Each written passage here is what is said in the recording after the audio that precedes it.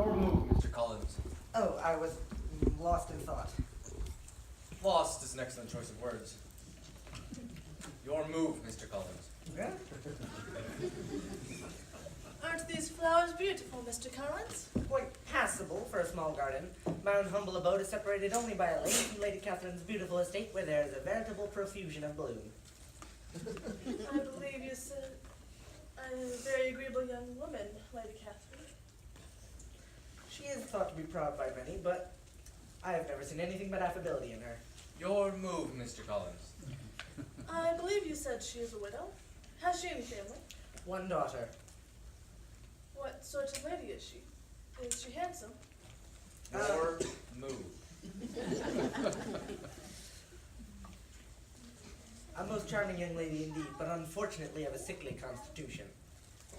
Has she been presented at court? Her indifferent state of health unhappily prevents that. As I told Lady Catherine, the British court is deprived of its brightest ornament. Your move.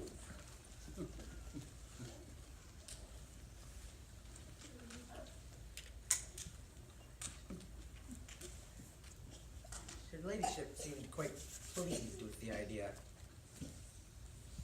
You'll observe, Mr. Collins, that I have your last king in a corner. Yes. A trivial game. If you'll excuse me, I shall spend a little time in the library. I thought perhaps your daughters would gather around me here this morning while I read aloud from this elevating volume, Fordyce's Sermons. How interesting. The girls would have loved it, but they are out. Jane, as you know, is still visiting at Netherfield. Mr. Bingley has taken quite an interest. How happy I will be, Mr. Collins, when all of my daughters are well married. May I hope to have a word with Miss Elizabeth this morning? Oh, yes, of course. I'm sure she will be very happy. In that case, will you call me when she comes in? I shall speak to her.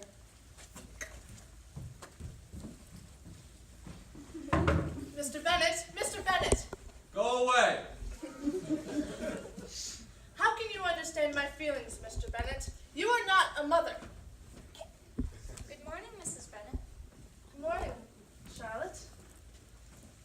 I promised Papa I'd bake some minced pies, and nothing would do but that I'd try the recipe your cook uses. Cook will be flattered. Elizabeth, Mr. Collins wishes to speak to you. He is in the front line. A little fresh air will do him good. I insist upon you speaking to him at once. Yes, Mamma. I shall ask Cook to have the recipe ready for you, Charlotte. Don't hurry away, Charlotte. I want to talk to you about the ball at Netherfield. Everyone is saying how much attention Mr. Bingley paid to Jane. It did seem as if he admired her. Is Jane happy?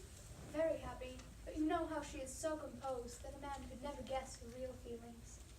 It's a mistake for a woman to conceal her affection with too much skill. Mr. Bingley likes your sister undoubtedly, but he may never do more than like her if she doesn't encourage her. But she does encourage him as much as her nature will allow. If a woman is partial to a man, he must find it out. In 9 cases out of 10, a woman had better show more affection than she feels. The time to fall in love is after she is sure of him. Not Jane.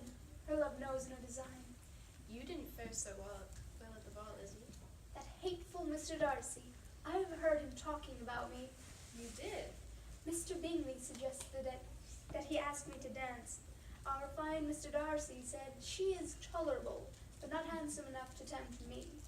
Poor Eliza, to be only just tolerable. Indeed, if he were to like me, I should be quite put out. Hello, Mary. Reading again? Hello, Charlotte.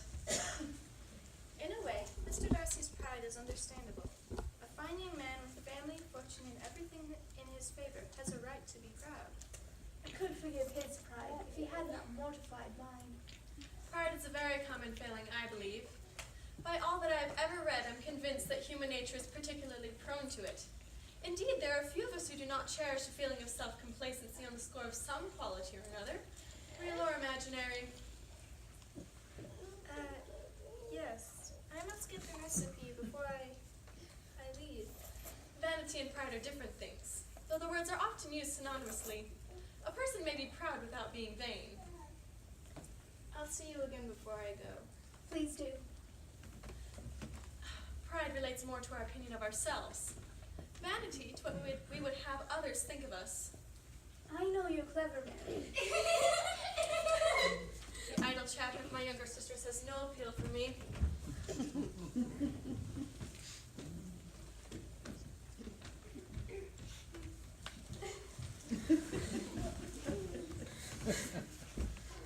We met Mr. Wickham in front of the library, and he offered to escort us home. You can imagine how the other girls envied us. La, what fun to have everyone looking at us. I fear Miss Elizabeth doesn't envy you overmuch. In vain have I entreated her to take a walk with me. Indeed, sir, I've not refused you from intent, only because I was occupied at the time. I am never too busy to go walking with a handsome man in a red coat. We must tell Mama the news from Arrington. Mama loves a bit of gossip. Won't you sit down, Mr. Wickham? Thank you, no. I must be on my way. We missed you at the Netherfield ball. Unfortunately, business at the city took me away at just that time. I understand. Not that I have any wish to avoid Mr. Darcy. It is the other way around. Of course. I have a mind to walk with you a little way, since you teased me about refusing your invitations. I shall be honored. We expect Jane back from Netherfield this morning, and I promised Mamma I would speak with my cousin, Mr. Collins. You can do that later. Very much later. He has recently been given a parish by Lady Catherine de Bourgh, and he can talk of little else. Her daughter, Miss de Bourgh, will have a very large fortune. It is believed that she and Mr. Darcy will marry someday. I'm pleased to hear it. From what I've heard of Lady Catherine, a daughter of hers is not likely to make any man happy. Not likely. Mary is practicing again. Let's take a shortcut through the garden. Miss Jane is back, with Mr. Bingley, his sister, and Mr. Darcy. I'll see her after the guests are gone.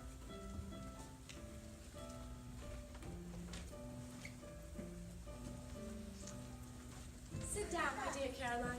And you too. I shall let Mamma know you've been kind enough to drive me home. Don't disturb her if she's occupied. We can't stay long. Mamma will want to thank you for your kindness to me. Jane Bennet is really a very sweet girl. She is all of that. I wish with all my heart that she were well settled, but with such a mother and such low connections, I'm afraid there is no chance of it. If she had no connections, I would not think one jot less of her. Nevertheless, how can she expect to marry a man of any consideration in this world? You are right, Mr. Darcy. Jane was quite a success at our ball, but I observed that Elizabeth Bennet was not very much of an attraction to you. Why do you say that? You made no effort to dance with her. I detest dancing. Why so thoughtful, Mr. Darcy? No reason at all. Oh, this must be serious.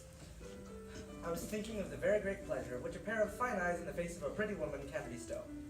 Oh, Mr. Darcy, what lady has the credit of inspiring such reflections? Miss Elizabeth Bennet. I am astonished. When am I to wish you joy? The imagination of a woman is wondrous. It jumps from admiration to love, and from love to matrimony in a moment. You will have a charming mother-in-law. You know I'm not serious. I hope you give your mother-in-law a few hints as to the advantage of holding your tongue. And if you can, do cure the younger girls of running after the officers. Oh, which is responsible for that? I couldn't say. My dear Miss Bingley, my dear sirs, how extremely kind you have been to Jane. The kindness of Miss Jane's. We have found a very pleasant company. Thank you. Are you ready to return now, Charles? So soon. Jane, my love, did not Mr. Bingley express a wish to see our garden? But Mamma... I did, madam. Will you show it to me, Miss Jane? Yes, of course she will. Miss Bingley, Mr. Darcy and I will have a nice little chat. Do you mind if I see the garden too? By all means. And you, Mr. Darcy? Thank you, I shall remain here. Wait for me, Charles.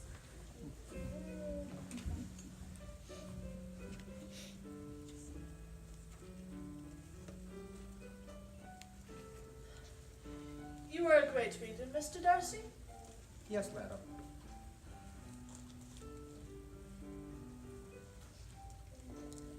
What fine weather we are having. It is a nice day, isn't it? It was. Will you be remaining long at Netherfield? I cannot say. Oh. Well, if you will excuse me, I shall leave you to your reading. Certainly, madam.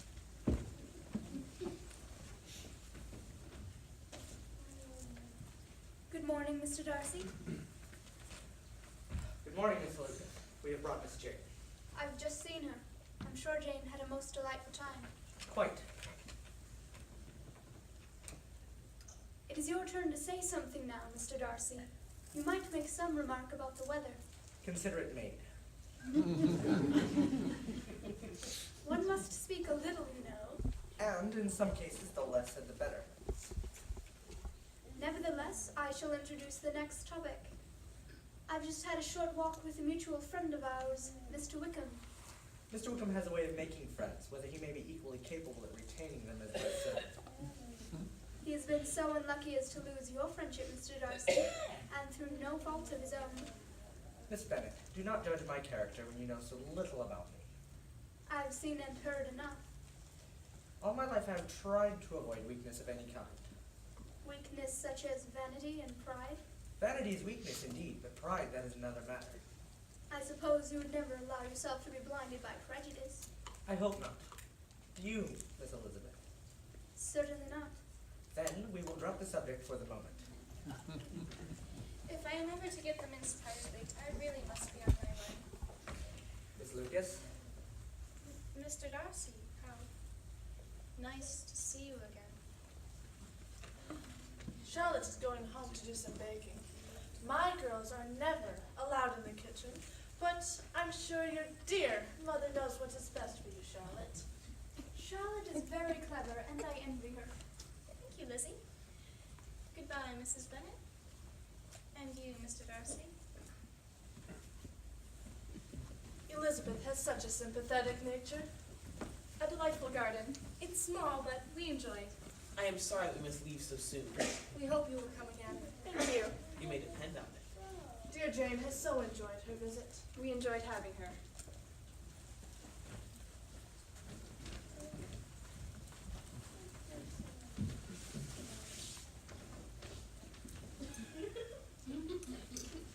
My dear, the way he smiled at you. Mama!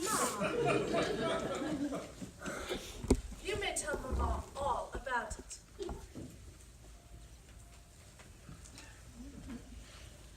Elizabeth, have you spoken to Mr. Collins yet?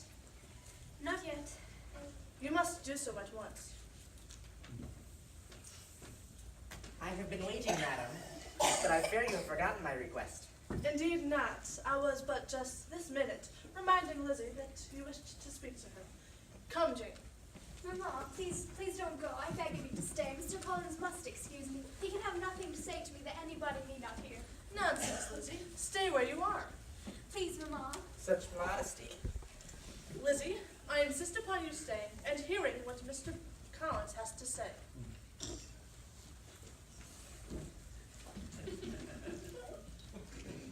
Believe me, my dear Miss Elizabeth, your modesty only adds to your other perfections. You would have been less amiable in my eyes had there not been this little unwillingness. Oh. Allow me to assure you that I have your respected mother's permission for this address. You have? Almost as soon as I entered this house, I singled you out as the companion for my future life.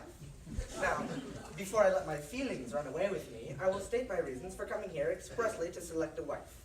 First, I think it is the right thing for a clergyman to do to set the example of matrimony in his parish. Second, I think it will add greatly to my happiness. And third, it is the particular advice and recommendation of my patroness, Lady Catherine de Bourgh, who has twice condescended to give me her opinion unasked. She thinks that the wife I choose should be a gentlewoman, an active, useful sort of person, not brought up high, but able to make a small income go a long way. Now, I know that £1,000 worth 4% is all that will be yours when your mother dies. But believe me, I will never reproach you on that score. Now, nothing remains but for me to prove to you the violence of my affection. You are too hasty. I thank you for your generous offer, but I must decline it. Come, I know, it is usual for a young lady to act unwilling and embarrassed, and all the time her heart is fluttering in a wild manner. Upon my word, sir, you are a hard man to discourage. I shall lead you to the altar ere long. But I am perfectly serious in my refusal. You could not make me happy, and I am the last woman in the world who could make you so. Ah, Miss Elizabeth. Were your friend Lady Catherine to know me, I'm sure she would find me in every respect unqualified for the situation. Miss Elizabeth, it is your wish to increase my love by suspense, such as most elegant females do. I beg of you, hold me off no longer. Confess your love for me. Really, Mr. Collins, can I speak plainer? I am no elegant female out to plague you. I am a rational creature speaking the truth from my heart. You are charming, Miss Elizabeth. Most adorable of creatures be mine. Mr. Collins, you are mad, quite mad. Miss Elizabeth. Congratulations to you both. I'm overwhelmed with happiness. Mr. Collins and Lizzie, my darling child. Spare us your congratulations, Mamma. I have declined Mr. Collins' generous offer. Lizzie, come back here at once. Depend on it, she shall be brought back to reason. Seems very definite. She is headstrong and foolish. Headstrong. Foolish? She takes after her father in that regard. And I will bring the stubborn girl to reason. Stubborn, too. Perhaps if she has such defects of temper, it would be better not to force her into accepting me. You misunderstand me. She is only headstrong and foolish in such matters as these. In everything else, she is as sweet-natured a girl as ever lived. Some other time, my dear Mrs. Bennet. Mr. Bennet! Mr. Bennet! What now? We are in an uproar. You must make Lizzie marry Mr. Collins. What are you talking about? Lizzie says she will not have Mr. Collins. And Mr. Collins begins to say that he will not have Lizzie. Where's Elizabeth? In the garden, Elizabeth, come here directly. tell her that you insist upon her marrying him. Yes, Father? I understand Mr. Collins has made you an offer of marriage. He has. I insist upon her accepting it, or I shall never see her again. An unhappy alternative is before you, Elizabeth. From this day on, you will be estranged to one of your parents. Your mother will never see you again if you do not marry Mr. Collins. And I will never see you again if you do.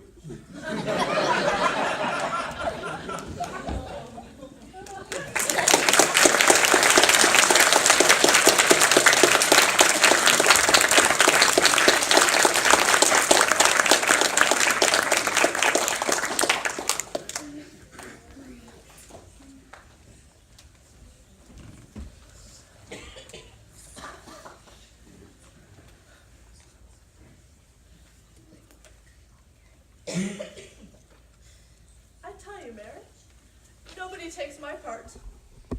Yes, Mama. I am cruelly used. Nobody feels for my poor nerves. Yes, Mama. I mean, no, Mama. I thought you, at least, might understand my feelings. Yes, Mama. Mr. Collins has been acting so strangely since he returned from Lady Lucas's. I fear Charlotte is setting her cap for him. Charlotte is not artful.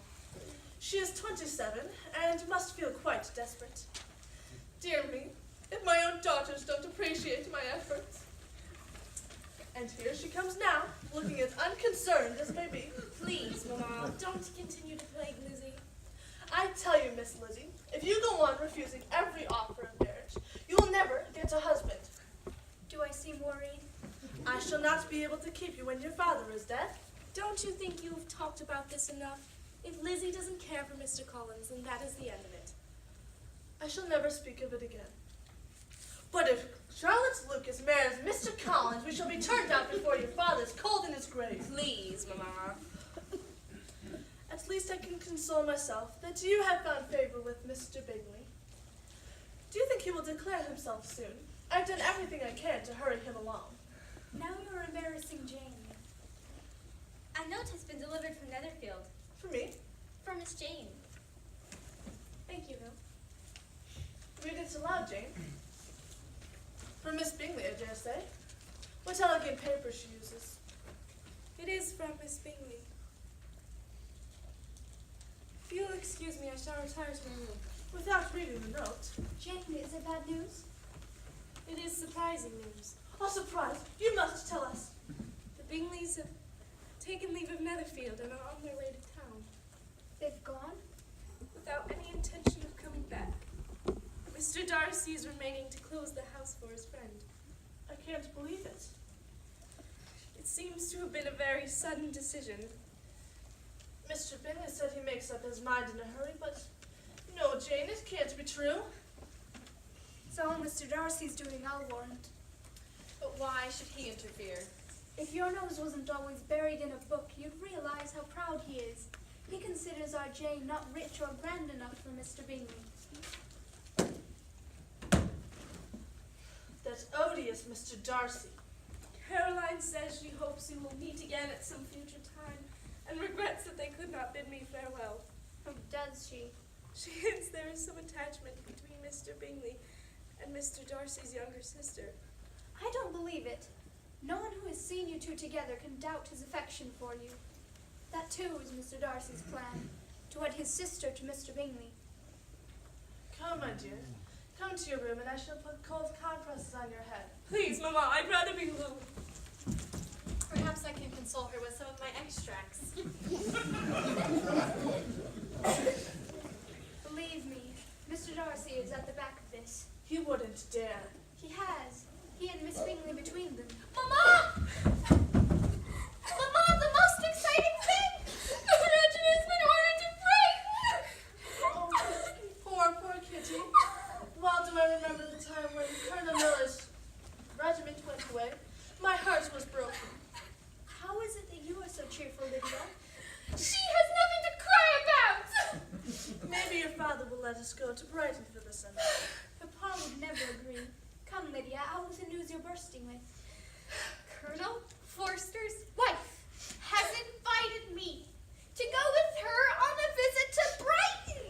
Well, Lydia, has she really? She said a little sea air was just what I needed. It would do me a great deal of good too, but it was me she invited. I don't see why she would invite me as well as Lydia. I'm 2 years older. Come, dry your eyes and help me look over my clothes. I shall need at least 2 new bonnets. Your new blue will be very elegant for ball. We should put a little bit more lace on it. What is all this to do about this time? The regiment has been ordered to Brighton. And Colonel Forster's wife has invited Lydia on a visit. I must just have yards and yards of lace.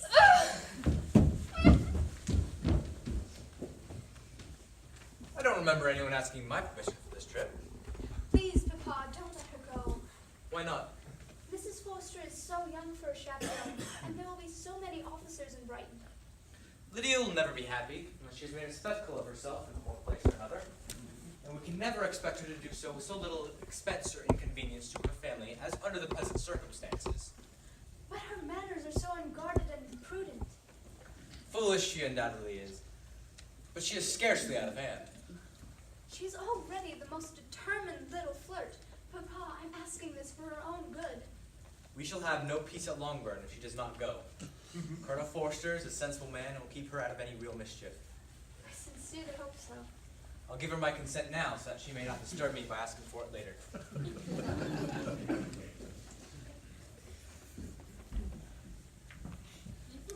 Charlotte and Mr. Collins, what are you doing in the garden? Miss Lucas kindly consented to return with me. I've been calling on Sir William and Lady Lucas. I have something very important to tell you, Eliza. I hope it is good news. We have had so much of the other kind. I am looking for Mr. Bennet. Papa went that way a minute ago. Thank you.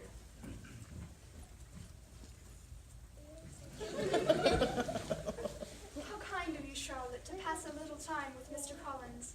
It keeps him in a good humor, and I'm more obliged to you than I can say. Why should I not? Mr. Collins and I are engaged to be married. Engaged to Mr. Collins? Charlotte, that's impossible. Not at all. I'm sorry, I didn't mean that. I wish you every happiness. I am not unaware, Lizzie, that Mr. Collins asked you first to marry him. Dear Charlotte, he only did it out of duty, I'm sure. I'm not romantic, you know. I asked only a comfortable home, and I'm convinced that my chance of happiness with Mr. Collins is as good as most people can hope for. Of course. Charlotte, I sincerely do hope you will be happy. You will come and visit me after I'm married. Promise me, Lizzie. I promise. Thank you. I must hear how your mother takes the news. Charlotte, how nice to see you. This bonnet is quite passable, but Mama and I are going shopping for some more.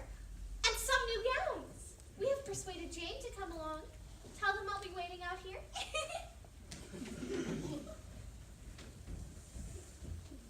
Lydia tells me you're going shopping. I must do something. You know how I feel for you. Mamma is determined now that I pay a visit to Aunt Gardner in London. Why don't you? The change would do you a world of good. Because Mama's plan is that I should write to Caroline Bingley from there, and then she and her brother would call on me. How like Mama. Oh, Lizzie, what shall I do? My heart is broken. Dear Jane. I'll forget him soon, and we'll all be as we were before. Indeed, you doubt me. You have no reason to. He may live in my memory, but that is all. Jane, you're too good. I don't know what to say to you. I feel as if I've never done you justice or loved you as you deserve. Oh, no. You wish to think all the world as good as you are, but the more I see of the world, the more I am dissatisfied with it. And now Charlotte's engagement, it's unaccountable. Now, Lizzie, remember, Charlotte is of a large family but little fortune. She may feel something like regard and esteem for our cousin. I can't bring myself to think so. Mr. Collins is a conceited, pompous, narrow-minded, silly man, and Charlotte knows that as well as we do. Indeed, Mr. Bennet, it is very hard to think that Charlotte Lucas will ever be mistress of this house. Lydia is waiting in the garden, Mamma. Come, Jane. Only think, I will have to live and see Charlotte Lucas take my place here. Now, my dear, don't give way to such gloomy thoughts. Let us hope for better things. Let us flatter ourselves that I may outlive you.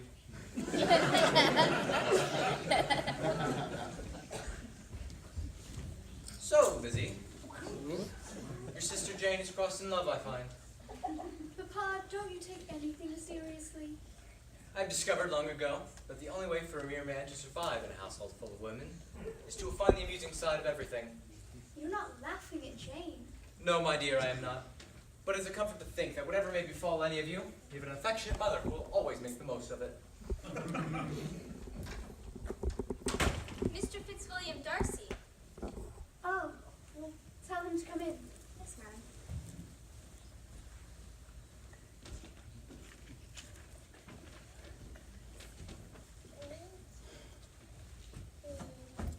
Good afternoon. I'm glad to find you alone, Miss Elizabeth. Indeed. Your friends left Netherfield quite suddenly, Mr. Darcy. I have seen to the closing of the house for them. I understand it is not likely Mr. Bingley will be returning again. It is probable that he will spend very little of his time there in the future. Indeed.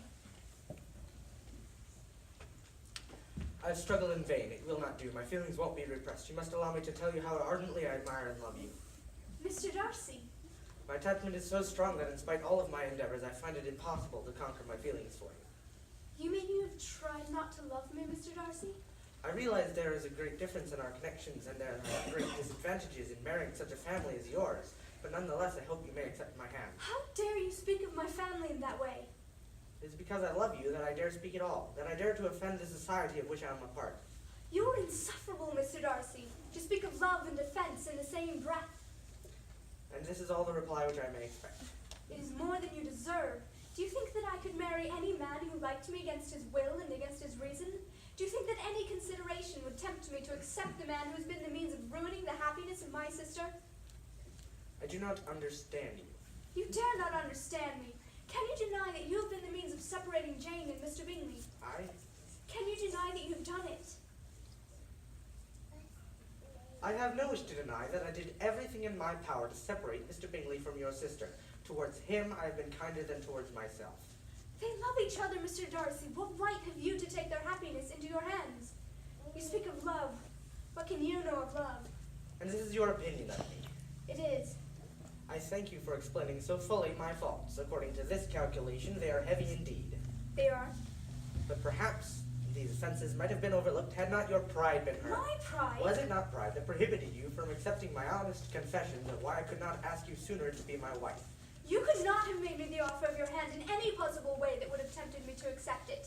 It is not only your unfeeling disregard of Jane's happiness, I know you also to be false to the obligations which family loyalty impose upon you. You refer perhaps to Mr. Wickham. I do. Then forgive me for having taken up so much of your time and accept my best wishes for your happiness.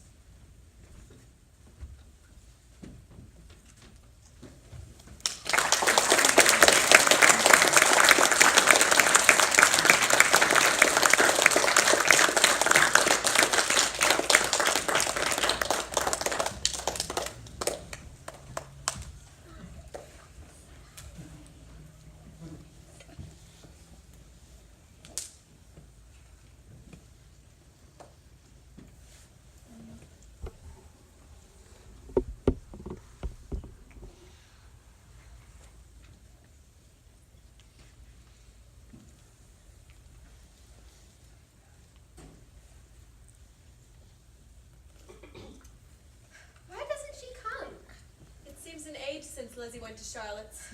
6 whole weeks. Can you imagine having to listen to Mr. Collins for that long?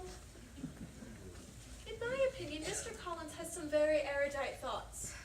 Mama, I will never quite forgive Lizzie for not marrying him. Marriage is not the only end in life. It's the best beginning that I know of. I wish I were in Brighton with Lydia. Lydia's turning out to be a silly, empty-headed flirt. But what time she must be having.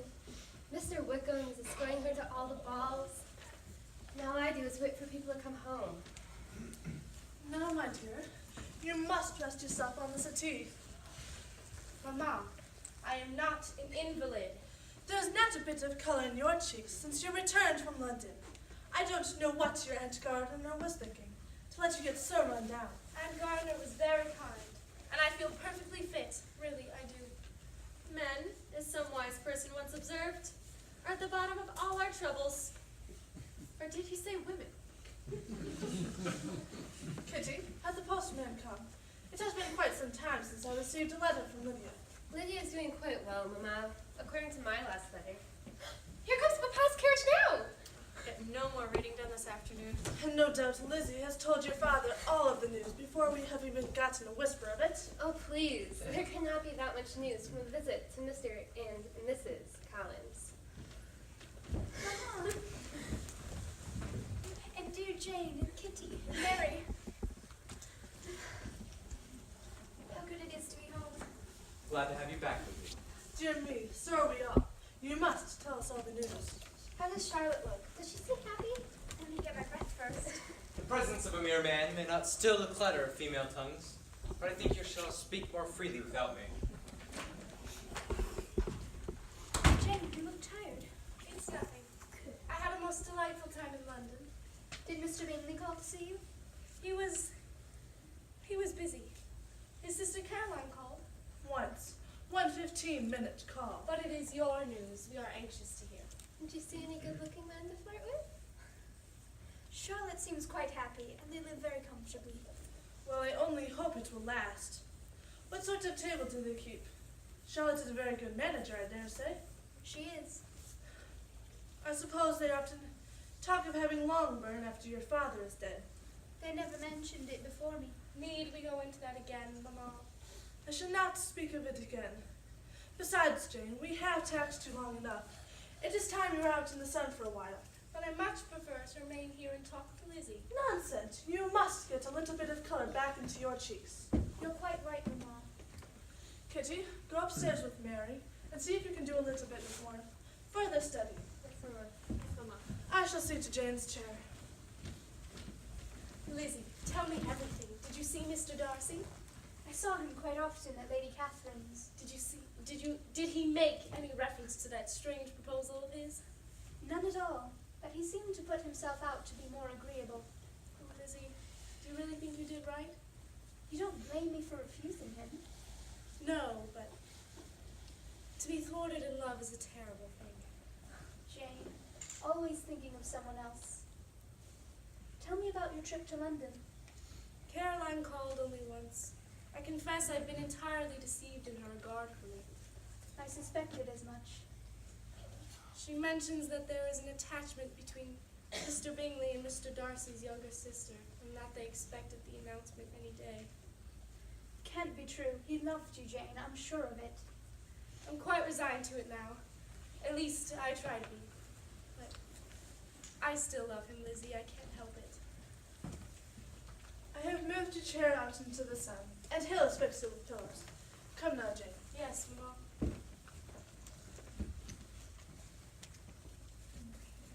And bring the satin shawl with you. There might be a little bit of a draught. I left it upstairs. Lizzie will get it for you. Mama, I will not be treated as an invalid. What is your opinion on the sad business of Jane's? I'm worried about her health. On my part, I'm determined never to speak of Mr. Bingley again. He's a selfish, ungrateful young man, and I don't suppose there's any chance of Jane ever getting him now. I think not.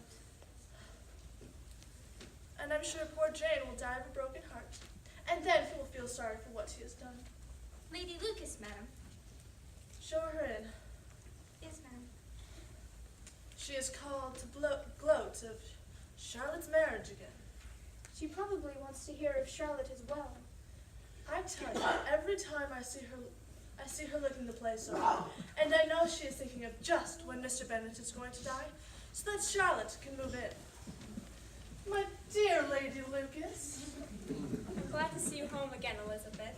How did you leave my dear Charlotte and her good husband? In the best of health. They send their kindest regards. It is such a comfort having a daughter well married. You cannot know how happy I am. What is keeping Jane? What a pity that young Mr. Bingley doesn't return. Lydia's enjoying herself at Brighton, I trust. Indeed, yes. How nice to see you, Lady Lucas. Jane, you're looking so pale. It is nothing. A slight indisposition. I hope Lydia isn't seeing too much of Mr. Wickham at Brighton. I hear he's left gaming debts of considerable amount behind him in Meryton. Gaming debts? His pleasant countenance seems to have deceived a great many people. They say he's in debt to every tradesman in the place. Can this be true? I had no idea of it. Neither had I. People in Meryton are all turned against him now, though there was a time they considered Mr. Wickham ill-used by Mr. Darcy. Do you mean he is told it generally that Mr. Darcy cheated him out of his inheritance? My dear, everyone knows about it. But I thought he said not for the world would he injure Mr. Darcy's reputation. Seems that was the exact method he used to ruin it. Mr. Wickham's deceived us, Lizzie. I have it on good authority that Mr. Darcy refused him a living in the church just because of his unreliable character. Oh, I can scarcely believe it. I assure you, it is the truth. Thank you for your kind messages from Charlotte. You're most welcome. Walk with me to my carriage, Mrs. Bennet. A little fresh air will do you good. dear me, yes. My nerves are all aflutter. Jane, how could I have accused Mr. Darcy of injustice to Mr. Wickham when I didn't know the facts? We were so wrong about him, Lizzie. I'm ashamed. I, who prided myself on being such a clever judge of character. Why, Lizzie, if I didn't know you disliked him so much, I would almost say that you are in love with him. In love with Mr. Darcy? It's possible to deceive one's heart for a little while. He separated you from Mr. Bingley. I will never forgive him for that. Mamma will be upset if I don't go outside. I didn't mean to offend you, Lizzie. You could never do that, Jane.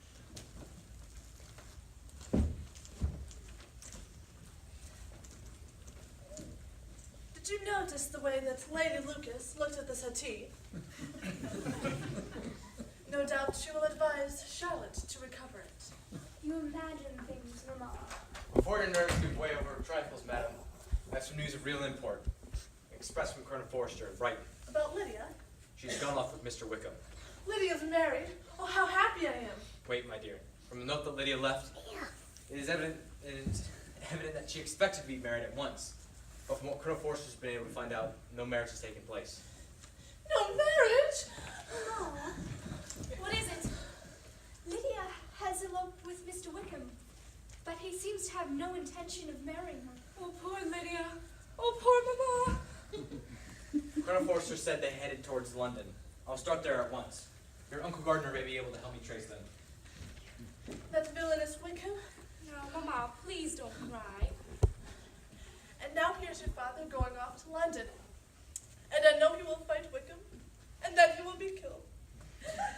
And then we will be turned out of the house, all because you have not married Mr. Collins. Come lie down to your room. You must rest. We will be turned out of the house before your father's cold in his grave. Please. Miss Elizabeth, Mr. Darcy's here to see you. Show him in. Yes, ma'am.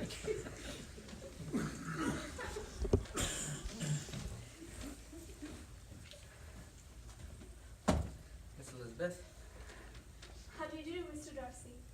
I'm surprised to see you. you would not also be a little happy to see me, would you, Miss Elizabeth?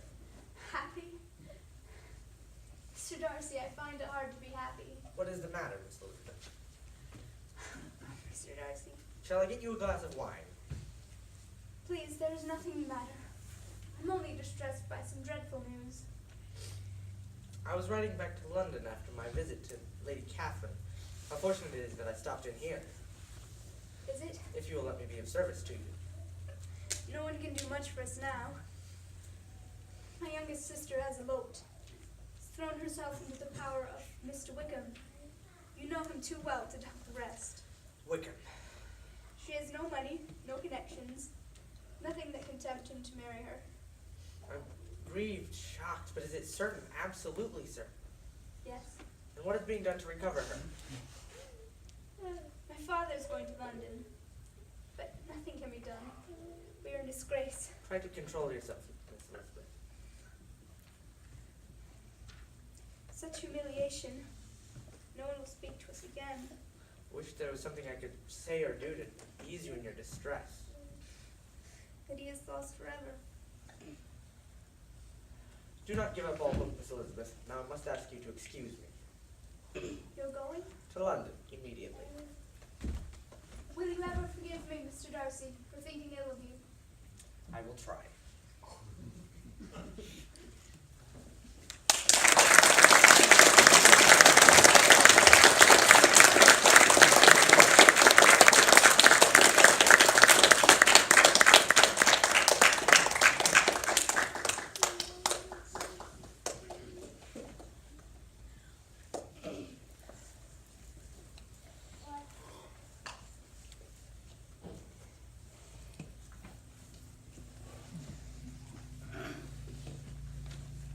Is your mother any better this morning?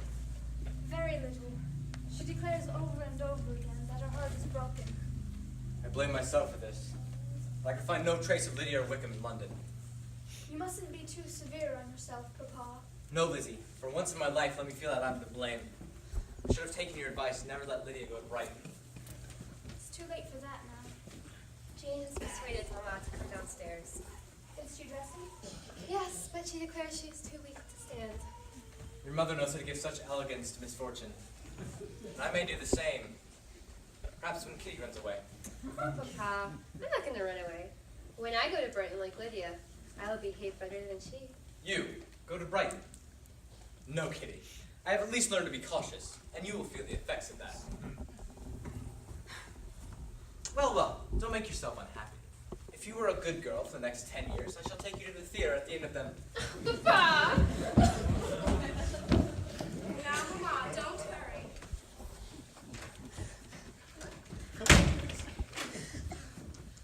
What a dreadful state I am in. Such tremblings and flutterings all over me. You must try to think of something else, Mama. Such spasms in my sides. And pains in my head. And beatings at my heart that I can get no rest night or day. Kitty is in tears. We shall all float away if there are any more tears shed. This is a most unfortunate affair, and will probably be much talked of. Oh, Lydia. Lydia. We must stem the tide of malice, and pour into the wounded bosoms of each other the balm of sisterly consolation. Now, Mama. Unhappy as the event must be for Lydia, we must not shrink from the useful lesson that loss of virtue in a female is irretrievable. You had better get some fresh air. A woman's reputation is no less brittle than it is beautiful. And please keep quiet. She cannot be too guarded in her behavior. Would you care for a cup of tea, Mama? Tea? When my heart is broken?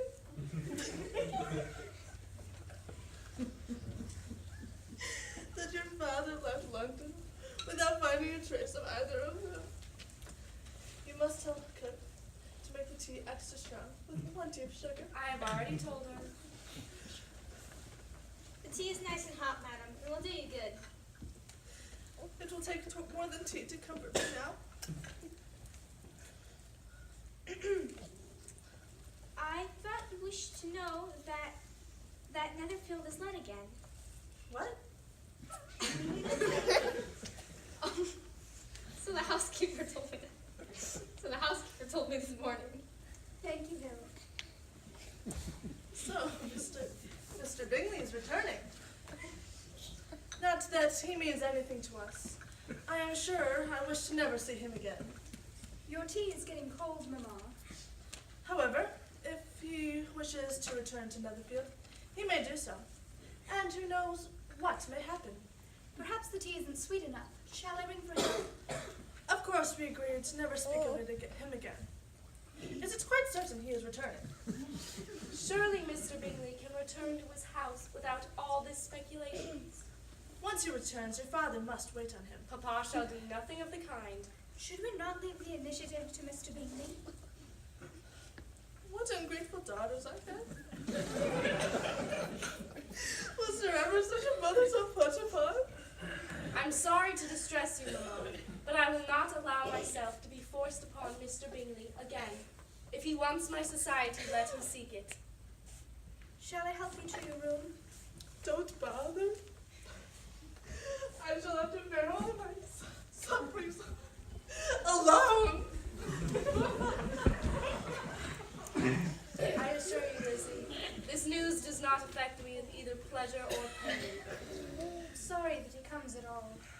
I can hardly bear to hear him perpetually talked about. Mamma means well, but she doesn't know. No one can know. I wish I could see some happiness for both of us. Why, Lizzie, what's wrong? I find I can't get him out of my mind for even a moment. Mr. Darcy? He no longer cares for me, and I don't know whether I love or hate him more. Lizzie, how unfortunate we all seem to be. Jane! Lizzie! Congratulate me! I'm married! Lydia! Oh, Lydia! Allow me to present Mrs. Wickham. Mama! Papa! Everyone, come quick! Papa went to London, but we didn't know. La, it was not to be expected he could find us. I'm married, Mama! Dutiful son-in-law, madam. And yours, sir? My dear Lydia, married at 16. We were married just a short time ago. Your wedding clothes. I must see them directly. Good gracious, when I went away, I had no more idea of being married before I came back again. Though I thought it'd be very good fun if I was. I'm glad you find pleasure in this situation. Wickham, I would like a word with you. Yes, sir.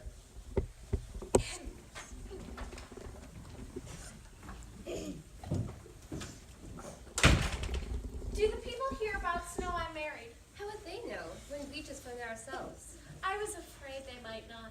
We passed Lady Lucas's carriage, and I was determined she should know it. So, I took off my gloves.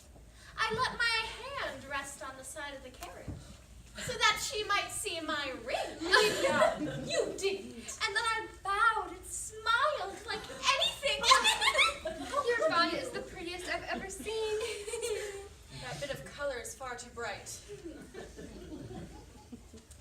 Come, I must tell Hill to prepare the south chamber for our bride and groom. I might come with you. I can't wait to see Hill's face when she hears the news. Marion might find you useful too. Yes, Mama. I must tell Mama about my wedding. I hope it passed off well. Aren't you curious to know how it was managed? No. You are both so strange. But I must tell you how it passed off. My aunt and uncle and I went to the church, and Mr. Wickham and Mr. Darcy met us there. Mr. Darcy? Oh yes, he was the one who found us. My, was I surprised when he walked in. Mr. Darcy found you? Oh, good gracious! He warned me not to say a word about it. But there, the cat's out of the bag. So I may as well go on. What else did Mr. Darcy do? Oh, he settled dear Wickham's debts here and there, a mere £1,000 or so. Oh, And then he very kindly settled £1,000 on me and purchased dear Wickham a commission in Newcastle. Newcastle? You will be living quite far from us. But you must all come visit me, and I will arrange balls for you. I must tell Mama at once. that Mr. Darcy should have done all this for our family. The humiliation is almost more than I can bear. He has done it for you. I'm afraid to let myself believe that. You must. I'm humble, but I'm proud of him. I'm afraid I interrupt sisterly confidences. You do? interruption must be unwelcome. I should be sorry indeed if it were. We were always good friends, and now we're better. I understand you saw something of Mr. Darcy in town. I did. He's in good health and very busy. Perhaps preparing for his marriage with Miss de Bourgh. I should not be surprised. St. Catherine had her heart set on announcing that engagement. I'm sure I wish him every happiness.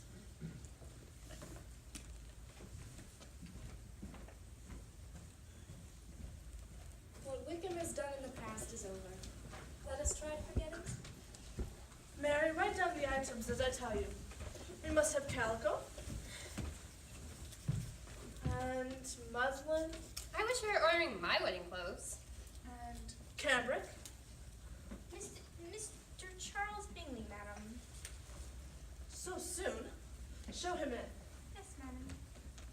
If only you had put on a new frock, Jane, but you are looking very well. Kitty, stop fretting and greet him with a smile. Elizabeth and Mary, your very best manners.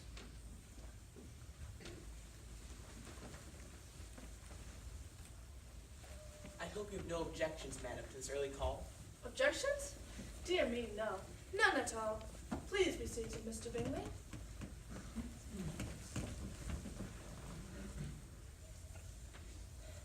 It has been a very long time since you went away. Very long. I began to be afraid you were not coming back again. Did you have a pleasant trip from London? Very pleasant, thank you. So much has happened since you went away. Charlotte Lucas is married and settled, and my daughter Lydia. Allow me to offer my congratulations to them both. Thank you. It is such a great thing to have a daughter well married.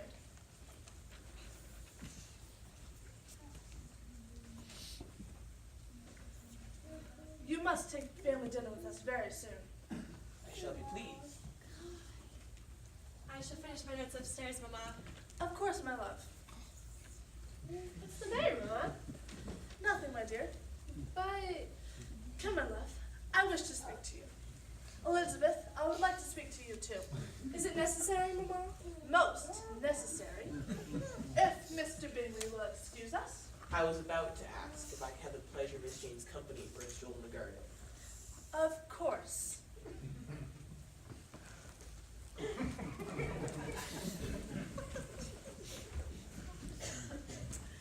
My dears, he is as fond of her as ever. I warn you about jumping to conclusions again. Mark my words, we shall have her at Netherfield yet. Lady Catherine de Bourgh, madam. Lady Catherine?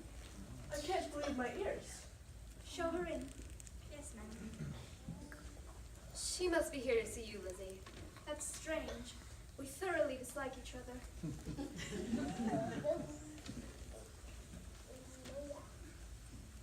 I hope you are well, Miss Bennet. This lady, I suppose, is your mother? She is. And that, I suppose, is one of your sisters. She is, madam. She is next to my youngest, who is lately married. My youngest is walking around the grounds with some young man who, I believe, will soon become a part of our family. Miss Bennet, I desire to speak with you. Alone. Very well, Lady Catherine. Of course, if there's anything you would like me to do. Alone. Come, Kitty. You understand, of course, Miss Bennet, why I have come. Indeed, I do not, madam. However insincere you may choose to be, I shall be quite frank. A report of the most alarming nature has reached me. And what has it to do with me? It seems that you are scheming to marry my nephew, Mr. Darcy.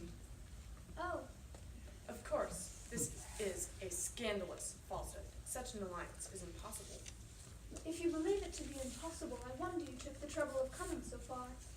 I insist that you deny the report at once. Indeed.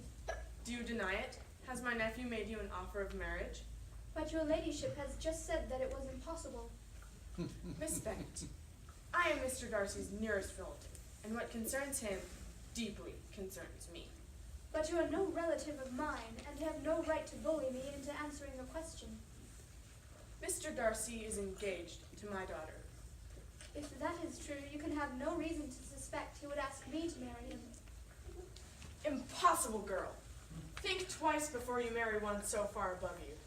My daughter has family, connections, a fortune. You have nothing.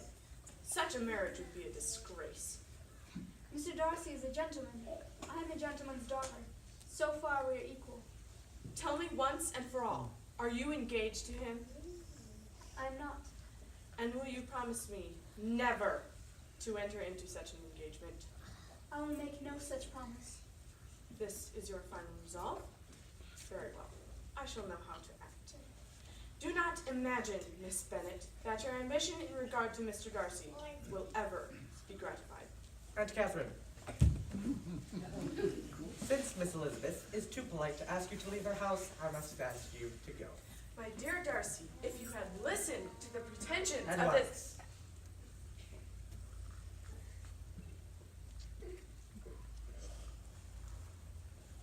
I take no leave of you, Miss Bennet.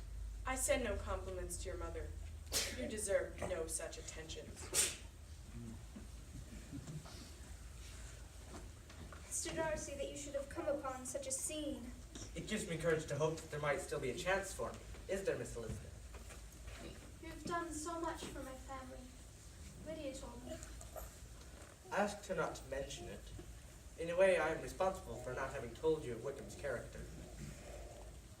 I wouldn't let you tell me anything. It was you who sent Mr. Bingley back here, wasn't it? I was wrong to take him away. Believe me, I had no idea the strength of Jane's attachment for him, nor his for her. My behavior towards you has been unpardonable from the very beginning, and you have repaid it only with kindness. It was my behavior that was unpardonable, my abominable pride. And my abominable prejudice. When I think of the things I said to you, I despise myself. Am I still the last man in the world you could ever be prevailed upon to marry? How you must hate me. Is there no possible way in which I can tempt you to accept me? Please don't, I'm wretched. Beautifully wretched, Elizabeth, I love you. Mr. Darcy. Will you do me the great honor of becoming my wife? Yes, Mr. Darcy. My father, if you wish to ask him, is in the library. I'll speak to him at once. Lizzie, I'm so happy. Can I guess the reason? Miss Jane has promised to become my wife. You shall find Papa in the library.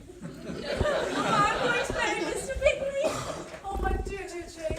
Mr. Bingley is the handsomest young man in the world, and I don't think I will ever get a wink of sleep tonight. You have always been my favorite daughter. He believed I wasn't different to him. That's why he left Netherfield so suddenly. That will teach you not to be so modest, Jane. Oh, it's far too much. Why isn't everyone this happy? My dear, your future sons-in-law. Mr. Darcy, too. Yes, Mama. I've loved him for some time. Good gracious. Lord bless me. Only think, Mr. Darcy. Oh, my dear Lizzie, my favorite child. For your good wishes, Mama. You'll excuse us if we walk in the garden. Yes. We'd better excuse them. We will excuse them, won't we, Mr. Bennet? I think we had better.